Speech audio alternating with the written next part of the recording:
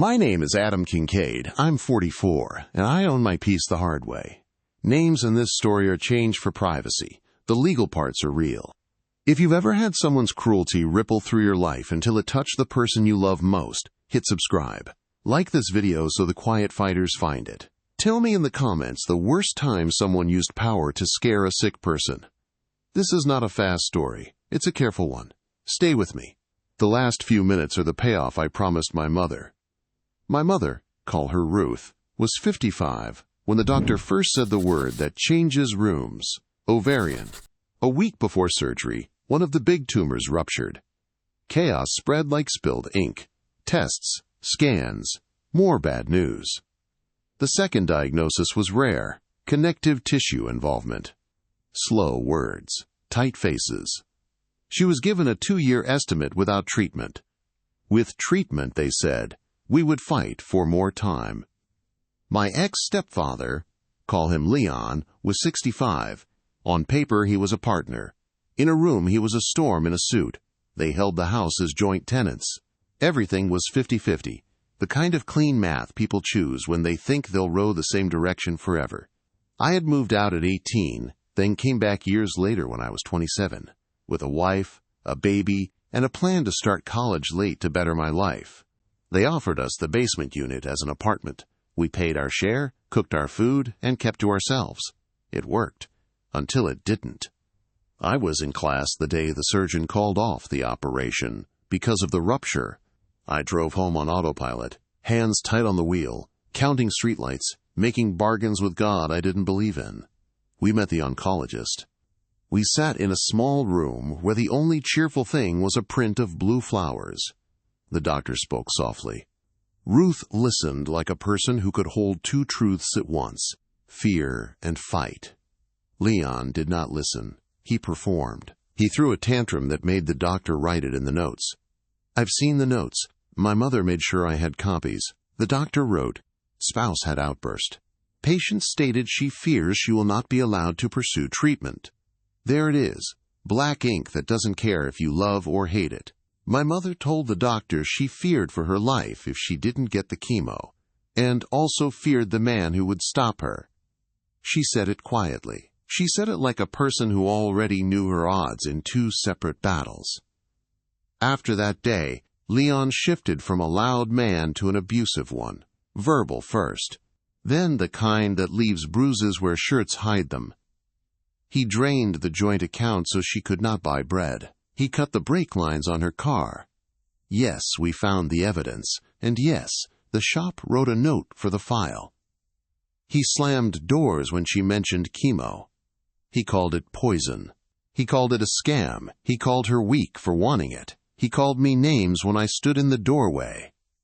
Chemo requires time and rides and money. The plan was twice a week, every week. With Leon blocking her and the bank ledger bleeding zeros, she made it to maybe half, on good weeks, if my wife or I drove.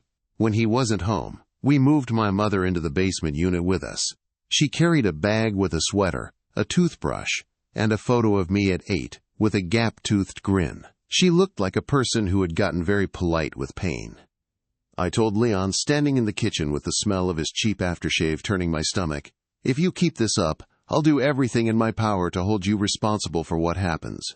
He laughed with his head thrown back. He said, you're a man with textbooks and a baby monitor. What can you do to me? He spoke like the world was a room that only he knew the exits to. I am not built for shouting matches. I am built for receipts. I took an overload of classes and shifted my track toward criminal law.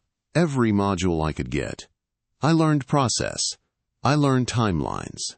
I learned the parts of the system that turn slowly but surely, if you feed them the right kind of fuel. Then I hired my mother, a lawyer, who liked facts more than speeches. We started a case. Not one built on feelings, one built on video, paper, timestamps. I installed cameras, not hidden, clear and legal in the common areas we controlled. I told Leon where they were. I printed out the notice and taped it near the door. He shrugged, as if it didn't matter. He performed anyway, because abusers believe the show is the reality. The cameras did not blink. For 8 months they caught every slammed door, every threat, every shred of the life my mother was supposed to be allowed to live. They caught him saying, "You're not getting my house," and "I'll put you all on the street." They caught me offering a solution too good for a stubborn man to accept. The bank had pre-approved me to buy his 50% equity for $250,000. One signature, 30 days. He said no because spite is more delicious than money to a certain kind of man. While we collected, we also filed. My mother's lawyer sent a summons. Leon said, "I know more than lawyers," and didn't show. Court isn't a movie. Sometimes it's just a judge looking at empty chairs and hearing only one side, because the other side decided arrogance was a good substitute for counsel. The judge gave my mother sole possession of the home. The court locked Leon's assets to prevent him from liquidating. They placed a restraining order. He was barred from the house, from my mother, from crossing the border out of Canada. Police escorted him out that night. The locks changed. The air in the kitchen changed, too. It stopped tasting like fear. We broke the joint tenancy. That matters. If you don't know the difference, joint tenants means when one spouse dies, the other gets the house by default. Tenants in common means each person's share is its own world. When you die, your share follows your will, not your spouse's hand. My mother became a tenant in common. Her will already named me. While she was lucid, she made sure every document said what her mouth said. Paper doesn't get tired. Paper doesn't blink when a man yells at it. With Leon gone, we got my mother on ODSP. Transportation became possible. She started treatments without looking over her shoulder. A nurse held her hand the first day, and I pretended I had dust in my eye. The chemo room smelled like antiseptic and salt. Old lives don't surrender without shaking the walls, but for the first time, the fight felt like a fight we were allowed to have. Court continued. Leon kept refusing to sign divorce papers, refusing offers, refusing to do anything but sulk in absentia. In a settlement meeting, he said, through a jaw so tight I thought he'd crack a tooth, that he would not attend more sessions. He said, "I'll wait for her to die and take everything." The judge looked at him like at a broken stool. Not angry, not afraid, just noting the load it could not bear. "That will not happen," the judge said. "You've been told." My mother died this year, not the way we prepared for, not in the slow fade you rehearse for in your head. A tumor ruptured and caused an upper gastrointestinal bleed. I was there. I held her. I said her name, and the little names only we used. There was nothing left to do but be a witness. A doctor called it. A second doctor signed. Paper kept going while I didn't. A therapist later said the word PTSD and circled it when I couldn't. The paper trail I had built became mine to carry the rest of the way. We went through probate. Her lawyer took the will to court, and the judge read the same language we had practiced like a prayer. Sole possession had been awarded to Ruth while she lived. As tenant in common, her share passed to me. The restraining order still stood. The asset lock still stood. The log of abuse and interference still stood. The video existed. The medical notes existed, including the line where my mother told a doctor she feared that if she couldn't get treatment she would die, and that her husband would stop her. The judge nodded in the way officials nod when the structure is sound. The house and everything she owned transferred to me. I'm not a vengeful person by taste. I prefer clean hands. So I did a clean thing. In court, I agreed to honor the 50% buyout we had offered from the beginning. On paper, he still had equity, and if he took a deal like an adult, he could exit with some dignity. But math is a moral universe. Every debt he caused would be deducted from that buyout. Legal fees, the joint mortgage installments I paid, the joint line of credit I paid, repairs and renovations on a house that had been a battlefield.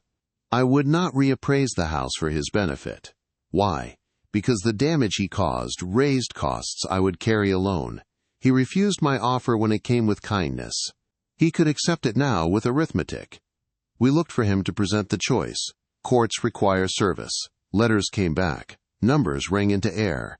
He never updated the court on where he slept. Time passed. Our province has a 2-year statutory limit. for open claims. He had filed something wild to get the house back early on, then never showed.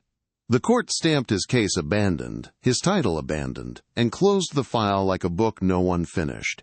I showed up for my hearings. He did not. The system is slow, but it remembers. A friend did some digging and found what the court would later confirm. Leon had slipped out of Canada to Mexico, sunburn and cheap beer, and the idea that he had outrun paper. That in itself violated the order that said he could not leave the country. A problem for him and his lawyer, not for me. My lawyer handled that piece because my hands stayed on my work. Keep the house standing, keep the files neat, keep the grief from knocking me flat when I walked past the sweater she wore on Tuesdays. Bile sting. If Leon dies abroad, the judge told us what the next page looks like. We file against his estate for the 50% equity to transfer to me as collateral against the debts. His half of the mortgage I carried, his half of the line of credit, half the legal fees, costs tied to my PTSD diagnosis if the court allows it, and the other expenses that attach to the harm he made.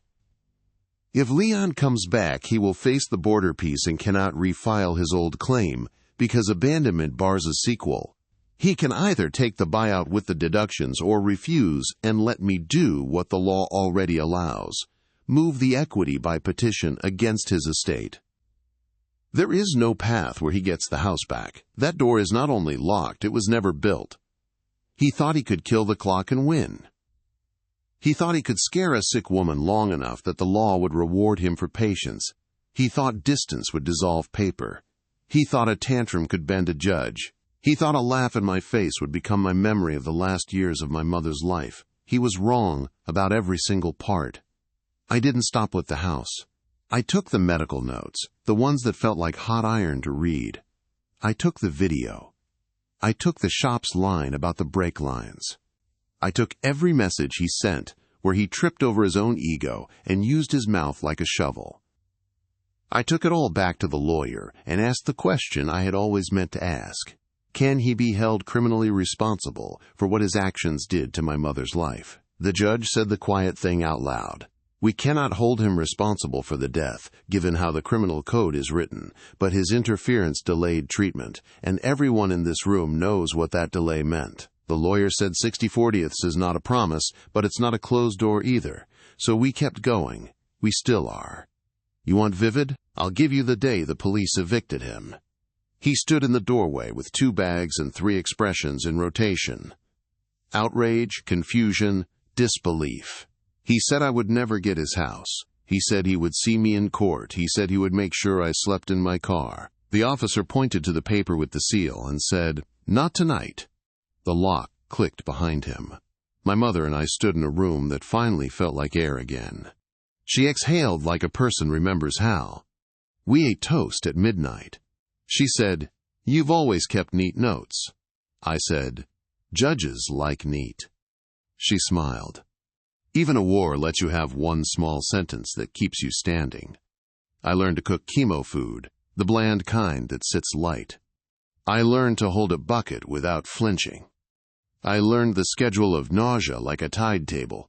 I learned what the ODSP rides sound like when they come down the street. I learned the names of every nurse on the 4th floor. I learned the weight of a head that needs to rest on your shoulder. I learned how to sign forms on her tired days without making her feel erased. I learned that love is mostly logistics when someone is sick. I also learned to plan like a lawyer and breathe like a son. I put a copy of every order in a binder. I put a backup copy in a safe. I scanned every page and emailed it to my lawyer and to myself with subject lines that used dates, not emotions. I taped a note inside the front cover. Light beats noise.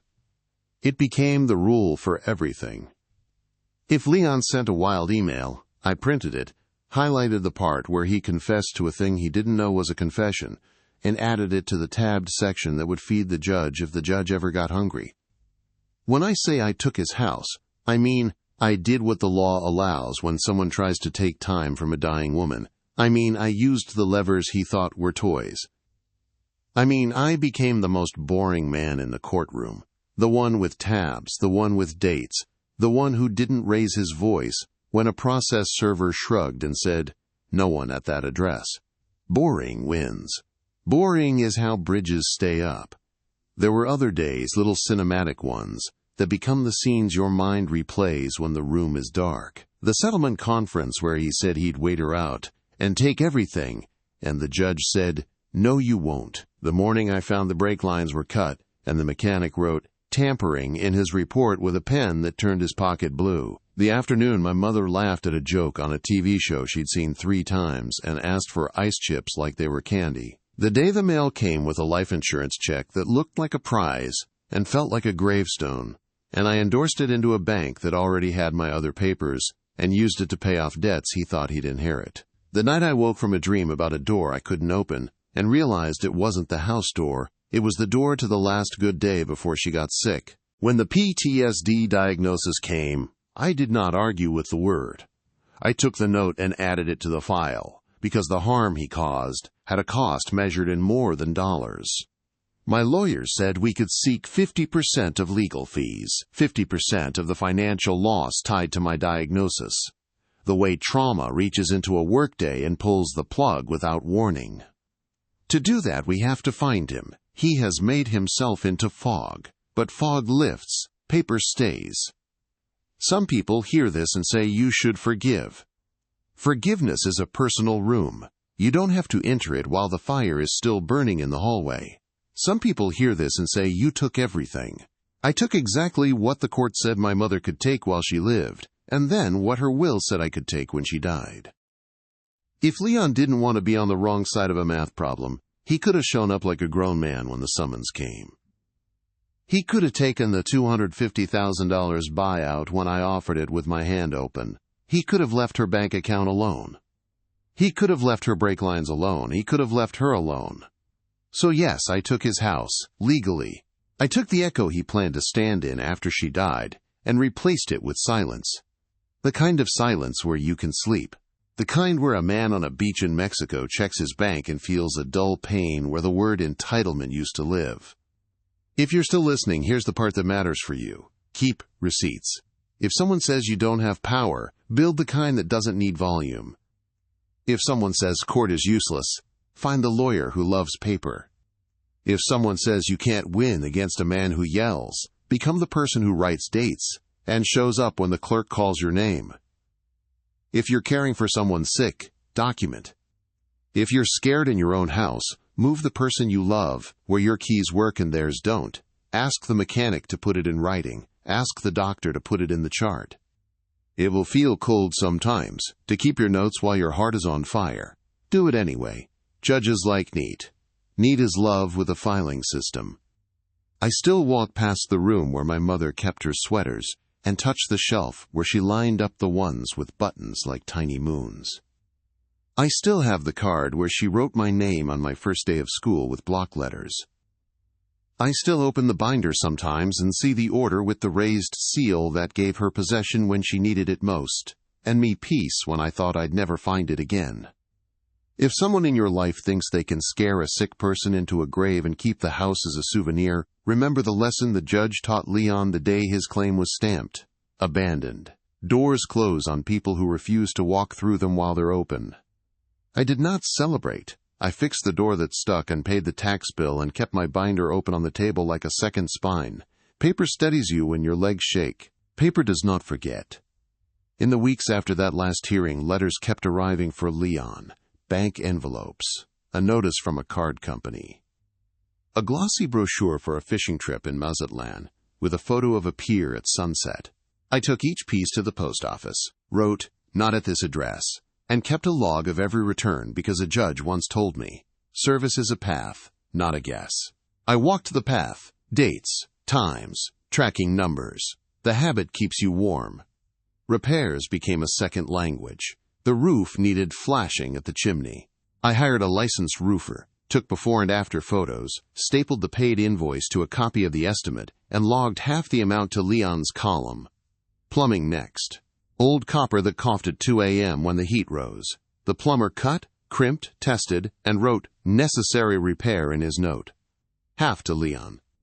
Mold behind a basement wall from a leak that started the year my mother moved downstairs. We cut drywall, ran dehumidifiers, sealed, repainted. Half to Leon. I didn't gloat. This is not a story about joy. It's a story about balance. Numbers are how the world admits it owes you something. I met with my lawyer every other Friday at a small table that smelled like lemon cleaner. We checked the docket. We checked whether any filings came in from an attorney for Leon. Nothing. We moved forward anyway. She registered a writ that attaches to any real property Leon might still own in this province. If he returns and tries to buy a car or sell a cabin, the writ will tap him on the shoulder and say, "First we settle." I signed where she pointed.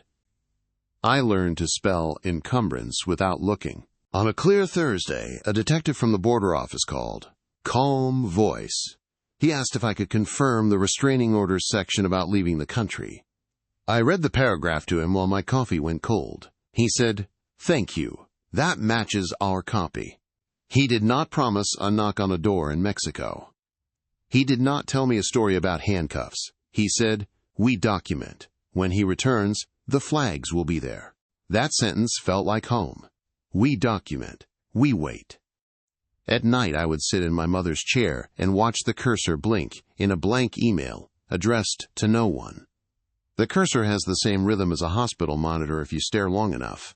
I would close the laptop and choose a small chore. Replace weather stripping. Oil a hinge. Touch up paint where a suitcase had knocked a scuff into the stairwell. Grief likes to live in corners. Work clears corners. Neighbors adjusted to a house without a storm. The woman across the street started waving again. The kids next door left their bikes by the curb and didn't flinch if a screen door banged. One evening, the super from 3 doors down stood on my porch and said, "Place looks steady." It might be the kindest sentence I've heard that didn't contain my mother's name. The cameras I'd installed stayed up. I changed their passwords and set them to keep 30 days of clips. I didn't watch them unless an alert hit my phone. One night at 1:13 a.m., the porch camera pinged. A man in a cap walked up and tucked a plain envelope into the mailbox. No return address. No stamp. I watched him leave, hands in pockets, head down. I waited until morning, then opened it in the sunlight at the kitchen table, with a pair of tongs like it might bite. Inside, 4 photocopies of old family photos, and a note scrawled with a marker. "You took everything." No signature. I labeled a plastic sleeve, "Unidentified delivery, 1:13 a.m., porch cam," slid the note in, and placed it behind the restraining order tab. I called the non-emergency line and logged it. The officer said, "You did the right thing. Keep the clip." I breathed out and made coffee. The house taught me patience. The old maple in the yard creaked in a wind that wasn't there. The boiler sighed. I learned which noises meant ignore, and which meant call. I sold the broken washer in the garage to a parts guy who thanked me like I'd let him adopt a stray. I found an extra set of linens my mother had liked and put them in a bin with cedar blocks because she once told me, "Moths don't care how your heart feels."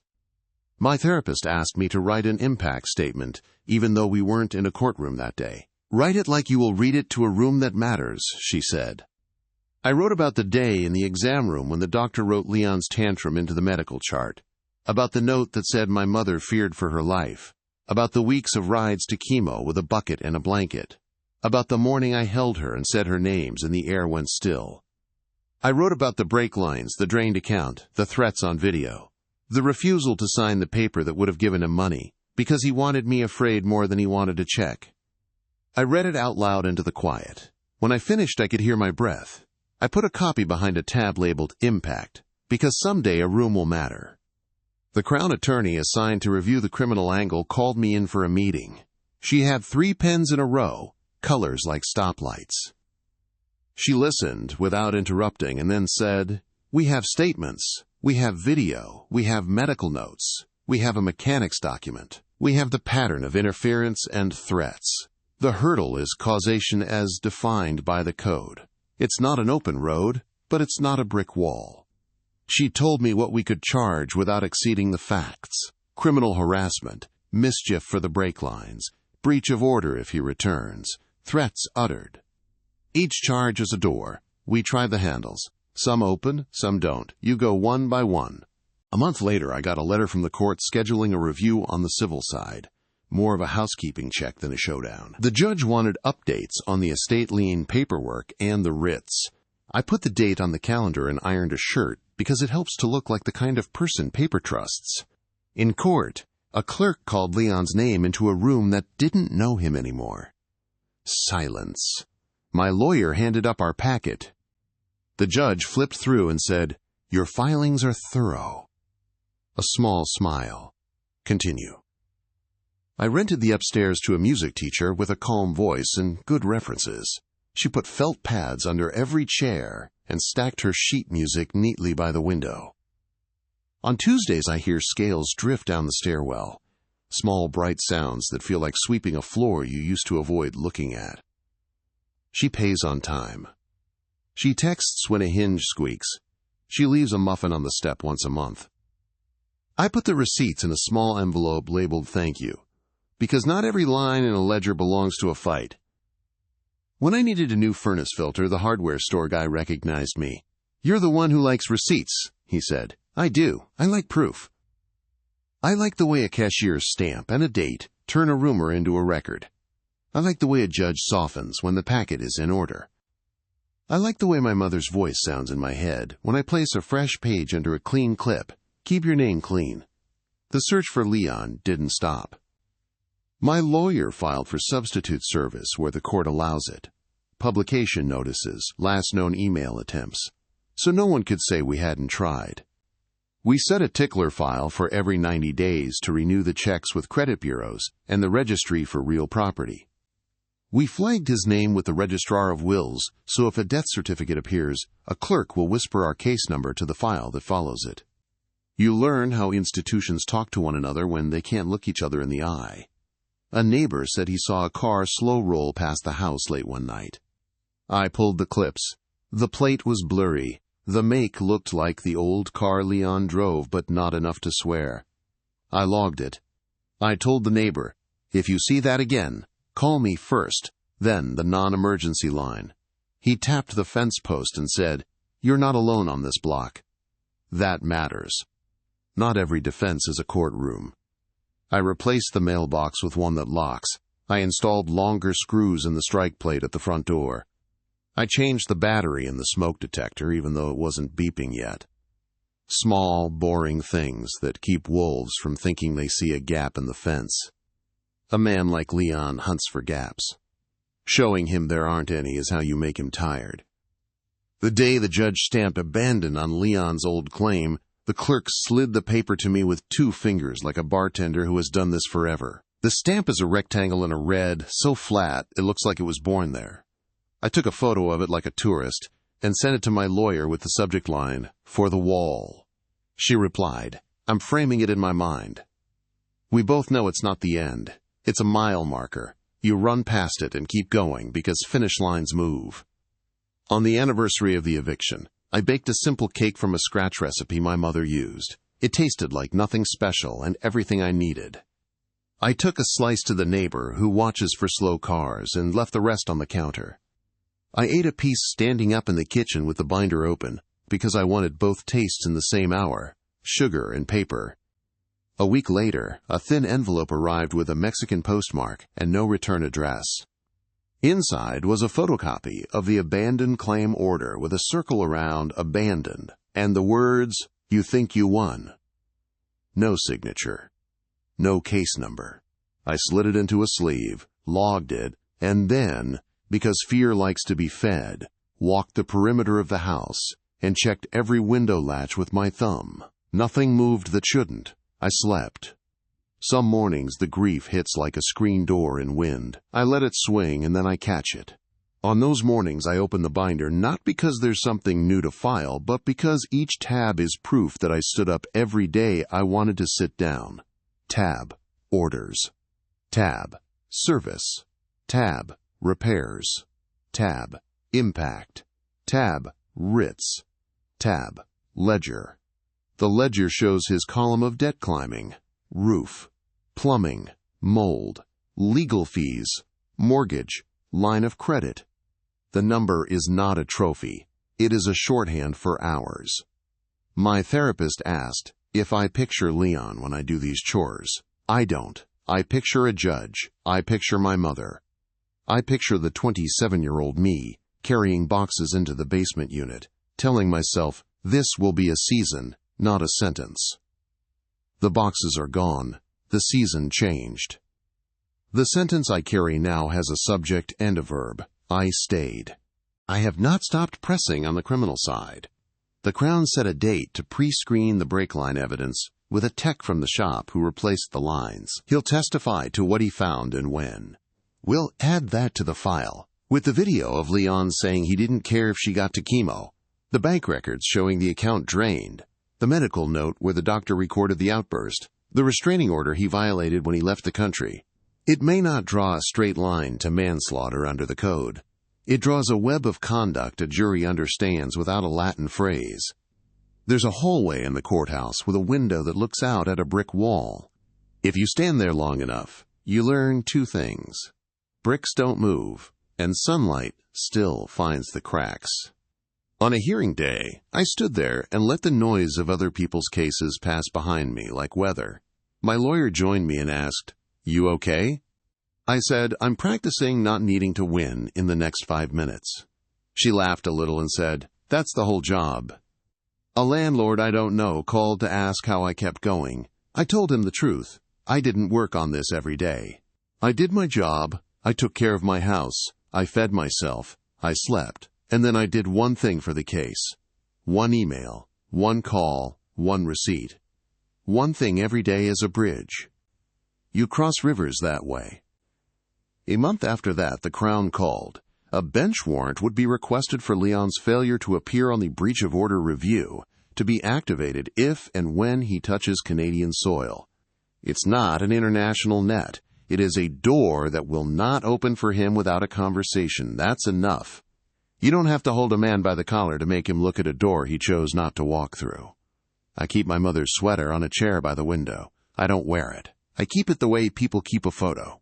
Not to live in the past, but to remind the present how it got here. Some afternoons I sit with the binder in my lap and the sun on the table, and I write one more line in the ledger. Gutter replacement. Invoice paid. Half to Leon. The number moves. The world stays honest. A teacher's student practiced scales upstairs. Do-re-mi. Outside, a delivery truck hissed. The house didn't groan. The door didn't slam. The faucet didn't cough. My phone didn't ping. Quiet is a verdict, too. I haven't put the final words on this story because the law hasn't either. There will be a day, could be years from now, when a clerk calls my lawyer and says, "We have movement on the estate," or "He presented at the border," or "A filing appeared." On that day, we'll pull the binder down and introduce the next page like we always planned to. Until then, I will pay the tax bill, change the filter, thank the tenant, return the letters that aren't mine, and live in a house that is. And if he ever walks back up this street thinking time erased ink, he will find what I've kept for him, a stack of dates, a door that knows his name, and a quiet man who doesn't need to raise his voice to be heard. Spring pushed in like someone cracked a window the house forgot it had. The snow runoff cleared the curbs, the gutters clicked and settled at dusk. The maple threw a green you can't fake. I made coffee, opened the binder, and wrote a new page title in the ledger, Season Work. Not because a judge asked, because a life asks. I replaced the porch light with a brighter bulb. I scrubbed the rail where years of hands had left a skin of gray. I took a photo before and after, printed both, and slid them into a sleeve with the receipt. Half to Leon. I called the waste service to haul the last of the broken tile he had stacked by the garage years ago, like a promise he never kept. The driver shook my hand like I'd given him something more than a palette of sharp edges. Half to Leon. I patched hairline cracks in the plaster. I put a bead of clear silicone along the kitchen counter where the old caulk had yellowed. Nothing dramatic. 1,000 small choices that add up to the kind of quiet a house hums when it has an adult in charge. The music teacher upstairs practiced in the early evenings. Scales first, pieces later. Sometimes a student missed and laughed, and she laughed with them, light and quick, the way a room forgives effort. On Tuesdays, I heard a hymn my mother loved leak through the floorboards. I stood still when it came, like walking on thin ice, and let it pass. When the last note faded, I sat and wrote 2 lines to my mother on a page I didn't plan to show anyone. Your room is still yours. Your name is still clean. The civil file kept moving. My lawyer and I built a chart for a cost award. Clean columns a judge can follow without coffee. Mortgage payments advanced by me after the restraining order. Half the joint line of credit I paid off from the life insurance. Repairs, legal fees, court costs, process service, filings, certified copies, therapy bills tied to the diagnosis the hospital put in ink when my voice couldn't. We did not round up, we did not guess. We wrote the number the math gave us, then wrote the word Y next to each line. Numbers explain themselves if you let them. We filed a motion to fix costs. Leon didn't respond. The court stamped a date. I put on a tie that still smells like the church my grandmother dragged me to when I was 9. In the courtroom, a clerk called his name. The silence was the same color as the old paint. My lawyer rose, handed the packet up, and walked through the columns. The judge looked at each tab like a person checking the rivets on a bridge. Granted in part, he said, and then granted more in part. He initialed beside a figure that made the column on Leon's side climb. It wasn't a cheer moment. It was the sound of wood settling in place. Outside, on the courthouse steps, my lawyer said, "You did the work." I shook my head. We did the work. She smiled like she was letting me be wrong because the day had already asked enough of me. A week later, I drove to the mechanic for the pre-screen meeting with the Crown Attorney. The shop smelled like rubber and coffee and time. The tech pulled the old invoice on the screen and pointed with a clean fingernail. "See here," he said. "This wasn't age. Someone cut. Not a clean line. A stop-and-start cut." He tapped again. We wrote, tampering, because the code asked for a word. If you want my own words, it's this. Someone tried to make a car stop stopping. He signed a short statement for the Crown to attach to the file. Facts don't raise their voice. They gesture and wait. The Crown laid out the charge doors we could try. Breach of order if he returns. Criminal harassment for the threats and the pattern. Mischief for the car. Maybe intimidation, depending on how the video played and how the doctor would phrase the note. She didn't promise a ladder tall enough to reach manslaughter or criminal negligence causing death. The code asks a lot before it lets you lay a death at someone's feet. I didn't ask her to promise. My job was paper and patience. Hers was to pick doors with handles. Neighbors kept an eye the way good streets do. The man 2 houses down texted me a photo of a car that circled twice and idled. The plate was mud-blurred. The make a match for 1,000 cars. I logged it. I thanked him. No panic, just more light. Light is what my therapist kept asking for. "Write the next 3 steps you can take that don't depend on him," she said, tapping her pen against her pad so soft I could barely hear it. I wrote, 1. Pull certified copies of the medical note. 2. File substitute service again at the last known email. 3. Plant the peonies you kept saying you would plant. She raised an eyebrow. I told her my mother liked peonies because they are a promise that patience has a season you can see. "Fine," she said. "Call them court exhibits if you have to." We both smiled. I planted them the next day near the fence where the morning light hits first. I put the nursery receipt in the binder under impact, because therapy doesn't always look like a chair. That spring, a letter arrived with a formal letterhead that listed a downtown address and a name I didn't know. It said the sender represented the interests of Leon in an informal capacity. It asked about a settlement at a number that would have been fair maybe 3 years ago. Before the drain, before the roof, before the basement wall, before the legal fees, before the mortgage advances, before the life insurance cleared out the joint debts he assumed would be his party money. The letter asked for a reappraisal. The letter asked for fresh eyes on the math. The letter wanted me to forget time had weight. I called my lawyer. We drafted a reply that didn't blink. Original buyout figure, still on the table in the form the judge would accept, minus all amounts now fixed by order or ledger. No reappraisal, no fresh eyes. The house needed what it needed. The receipts said what they said. I sent it certified to the address on the letterhead and emailed to the address below the signature. 2 days later, the email bounced. A week later, the envelope came back with a sticker that said moved. People who write fresh eyes don't always have a desk they sit at. I installed a locking mailbox and wrote the company name in neat letters so a delivery driver would know where not to leave a package. I replaced the strike plate screws at the front door with ones that bite the stud. I put a dowel in the track of the old slider because it makes a sound like certainty when you drop it in. I taught the music teacher how to work the alarm because safety shouldn't sound like fear when you talk about it. Summer arrived with the soft roar of window units and the snap of flags at the parade.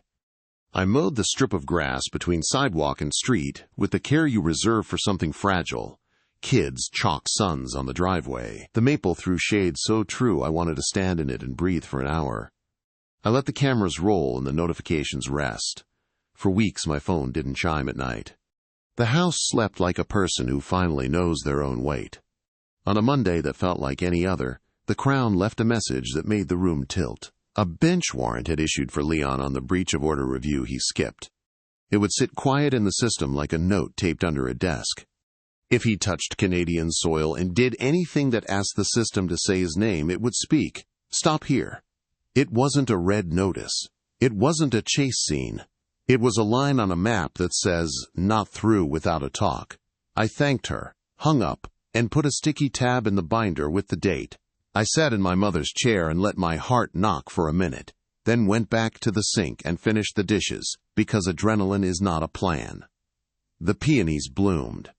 They don't ask who tried and failed to make someone smaller. They open like it was always the plan.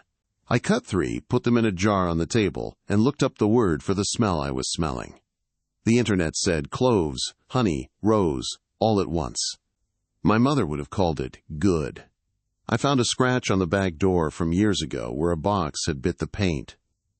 I sanded it, primed it, and painted it back to calm. I could hear Leon's voice from an old fight. I'll put you on the street, like a fly you didn't see come in that needs to be shown the window. I opened the window. It left. We filed a renewal on the writ of seizure and sale that attaches to any real property Leon tries to touch within the jurisdiction. We flagged his name with the pension plan he might someday try to transfer. We updated the cost ledger with the judge's award and the new repairs. It added up. It always adds up. You can try to throw a tantrum at math. Math will stare back. An email came from a name I didn't recognize with a subject line that said simply, Mazatlan. I clicked and read slow. The sender said he had worked at a bar near the pier, that a loud foreign man had sat at the corner stool for weeks, telling anyone who would listen that a kid had stolen his house and that he had beaten a judge. The sender said he didn't like the way the man treated the staff, that he had looked him up on his day off, and that my name and the court orders were not hard to find when you know where to look. He attached a short voice memo recorded on a phone, voices and clink, and a man bragging in the wildly wrong way men brag when the truth is far away. I forwarded the email to my lawyer and the Crown with a note. Unverified, out of country, but the voice sounds right. The Crown replied, not evidence we can hang a charge on, but we keep it. Patterns matter. I filed it under a tab that says Mexico because you never know which drawer a judge will ask to look in. I planted a row of basil and a tomato plant that looked like potential in a plastic pot and exactly like hope in the ground. I watered at dawn when the air is more promise than heat. In the afternoon, I sat with my therapist and practiced saying sentences in the present tense. I am okay. I am safe. I am not waiting for him. A sentence can be a room. You choose which ones you live in. A thin letter came from the court with a title that said, Status. The judge wanted to know if any party had information about Leon's whereabouts. No, my lawyer wrote. But we have kept the writs current, the cost award entered, the substitute service refreshed, and the bond that holds the orders bright. The judge stamped it with a seal that looks like every seal you've ever seen, and still makes your heart catch. I put it behind the Orders tab and wrote bright in pencil at the top of the page, because I liked how it felt to say it.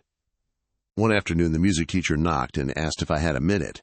She had a student who had just lost a parent. "How do I talk to them?" she asked, without stepping on a nerve. We sat at the kitchen table, and I told her the only thing I know. You don't fix it. You don't talk around it. You say the parent's name like it still belongs in the room. She nodded. "Thank you," she said. "Most people try to steer away." I told her steering away is how you hit the only tree on an empty road. I replaced the last piece of the fence Leon broke when he tried to drag a grill through a gate that didn't fit years ago. The new board slid into place with a sound you only get once with each board. I stood there with a hammer hanging from my fingers and felt something like a page turn. Late summer brought a call from the Crown that made me stand up without meaning to. "We've set a date," she said. "A pre-trial on the breach and mischief counts if he returns. A motion to preserve the medical note. An application to seal the video from public release but allow it to be shown in a courtroom." It wasn't a promise. It was a calendar square. I took a photo of my calendar and sent it to my mother's old phone number. It pinged back as undeliverable as it has since the day I turned off service. The tiny failure made my throat tight and then not. Grief walks in and out like it pays part of the rent. The fall brought bills with new numbers printed at the top, but the same look they've always had. I paid the property tax in 2 installments, took photos of the confirmations, printed them, and logged them. Half to Leon. The roofer sent a Christmas card with a discount for gutter cleaning. I smiled and put it on the fridge with a magnet shaped like a tomato. I renewed the alarm subscription and updated the call tree so the music teacher would ring first if it ever tripped when I wasn't home. I knew we were near a milestone by the way my lawyer's emails got shorter. Filed, entered, served by publication, bench warrant live, writ renewed. Business doesn't need adjectives when the nouns are doing their jobs. I learned to trust one-word emails. I learned I didn't need exclamation marks to sleep. Winter came. The furnace coughed once and then remembered how to be old without breaking. I wrapped the pipes with foam sleeves because metal likes a coat too. The upstairs tenant set a small battery-powered candle in her window. From the street it looked like someone with a steady hand was holding a light. Snow makes a house honest. You see where heat leaks. You see the footprints only you should see. One morning, after a light fall, I stepped outside and saw my prints and the mailman's and nothing else. I looked at the camera clips anyway. A fox had come at dawn and left like a thought you can't hold on to. I watched the tail disappear and felt a laugh catch in my chest that didn't need to escape to count. The binder grew by 2 tabs, pension flag and border. The pension plan acknowledged the flag. If he tries to transfer or cash out while any judgment stands, the plan will say the sentence with my case number in it. The border file held the bench warrant copy and a printout of the law that says a man doesn't get to pretend a country is a door you can walk through without being seen. I checked the voicemail one afternoon and heard a voice from a consulate who said, "We are not your court, but we respect your orders. If the subject presents here for paperwork, our systems will inform the appropriate channels." Not a promise. A line in a network. I wrote, "Not our court." Respects orders on a sticky and stuck it to the consulate's number, because sometimes you need a 5-word worldview. I drove to the cemetery. You go when you can. The wind ran its hand through the winter grass. I brushed snow off the stone and read the letters like I was practicing. I told my mother about the peonies. I told her about the cost award. I told her about the music teacher's hymn. I told her about the bench warrant in the system and the way a gavel sound in your spine can outlast a flight to any beach. I told her the house was steady. I told her I was eating. I told her I was sleeping. I told her the last thing she ever asked for, out loud in a kitchen with a clock that ticks loud when you are listening. I'm keeping my name clean. On the way home, I stopped at the hardware store for salt. The clerk said, "You're the receipt guy." I grinned. "I am." He printed 2 copies and circled the date on both. "For your binder's binder," he said. I laughed into my scarf and told him he had no idea how true that was. A week before the year turned, a call came that was all consonants at first because my hand shook. The Crown, a match on a passport scan, not at a border. At a notary's office that talked to a registry that talked to a system that talked to the flag.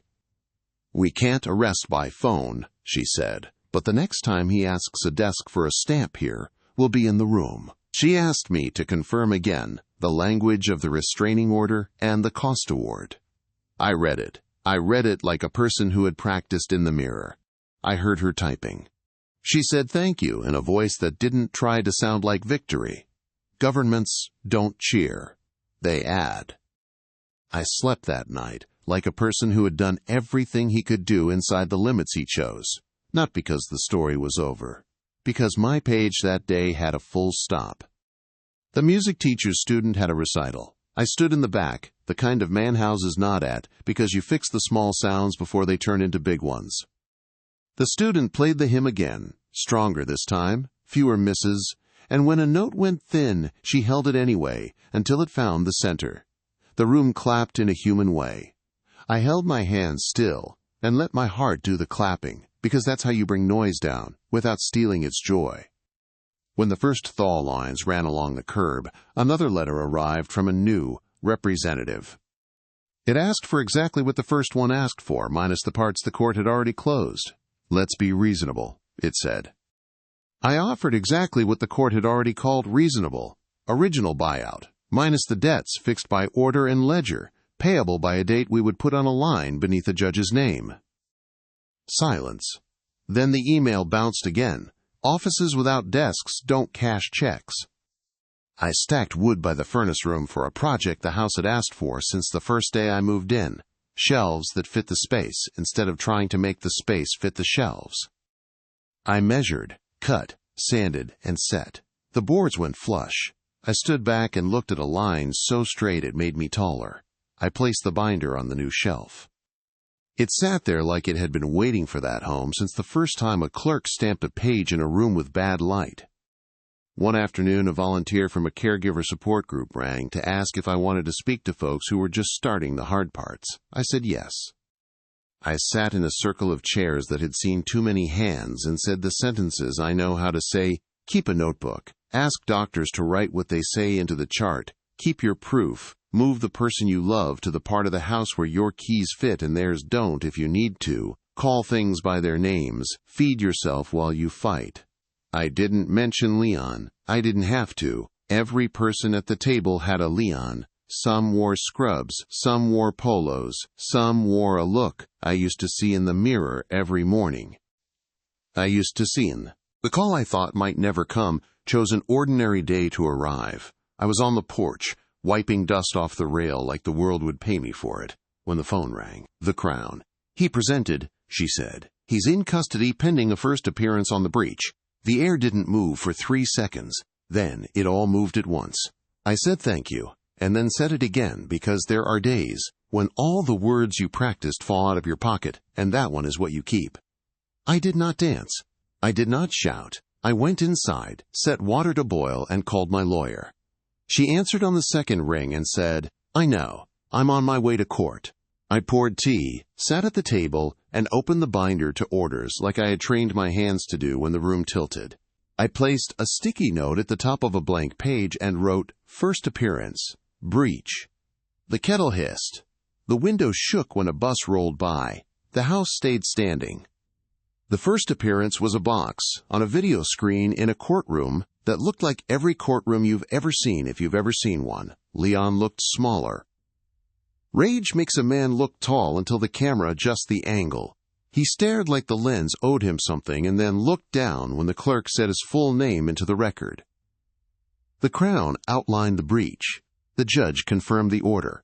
The bench warrant became a bench minute. Conditions flowed out of the judge's mouth like nails hit flush. Surrender passport, no contact, report schedule, remain within jurisdiction, no application to transfer or encumber assets. The public defender did their job. The judge did theirs. I sat so still I thought I might not be in my body. My lawyer squeezed my elbow exactly once, like a tap to the side of a tank to tell the pilot the fuel lines are still lined up. After, in the hall, the Crown said, This is one door. We'll try the next. She meant the mischief and the harassment counts. She meant the slow gears. She meant the way the system sometimes takes a victory lap in inches. You've kept everything neat, she added. I said, Judges like neat. She laughed. They do. There will be more days in rooms with bad light and good law. There will be motions and minutes and a verdict that might not sound the way a movie trains your ear to expect. There will be a ledger that moves, even when the names on it don't. There will be a garden that comes back the same week every year no matter how people behave. There will be a house that squeaks and then quiets when you oil the right hinge. There will be the smell of something baking on a Sunday because a man decided he would like to eat cake without a reason.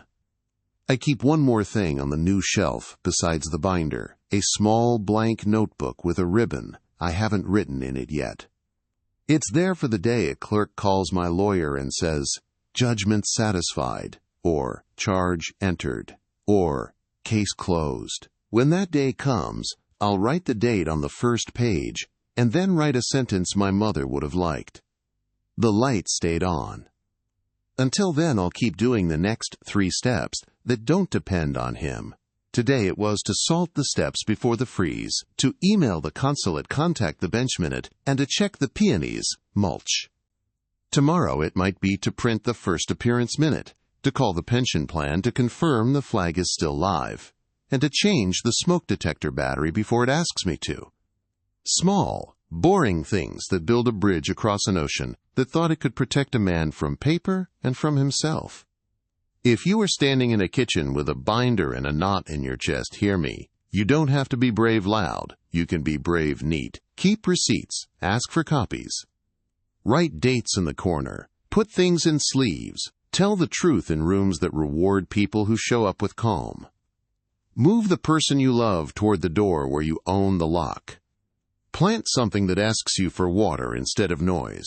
When someone tells you process is nothing, remember that every stamp you've ever seen was pressed by a hand that doesn't care if you can shout. If you like this story, please like this video, subscribe and join Taste of Revenge family, and share your impressions of the story in the comments. To listen to the next story, click on one of the boxes on the right. Thank you for watching to the end.